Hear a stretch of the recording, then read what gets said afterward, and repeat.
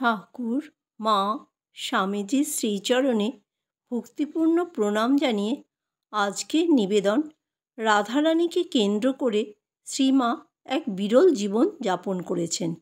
স্বামীজির কর্মে পরিণত বেদান্তকে তিনি জীবনে পালন করে দেখিয়েছেন। সন্ন্যাসের আদর্শ ও গৃহীর আদর্শ দুটি ক্ষেত্রেই রাধুকে কেন্দ্র করে নিজেকে প্রকাশিত করেছেন শ্রীমা। কিন্তু রাধারানীকে কেন্দ্র করে তার এই বিরল লীলা খেলায় স্বামী বিবেকানন্দ ছিলেন অনুপস্থিত, কারণ রাধুর মাত্র 2 বছর বয়সে 1902 সালে তিনি দেহত্যাগ করেন। স্বামীজির দেহত্যাগের পর রামকৃষ্ণ মঠ ও মিশনকে পরোক্ষ পরিচালনা করতেন শ্রীমা।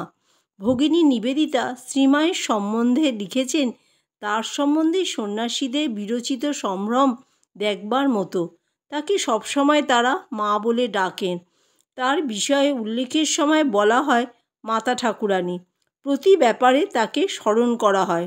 সব সময় তার দেখাশোনার জন্য 2-1 জন নিযুক্ত থাকেন। তার ইচ্ছাকেই চূড়ান্ত আদেশ বলে মনে করা হয়। এ এক দর্শনীয় অপরূপ সম্পর্ক। জয় মা শারদা।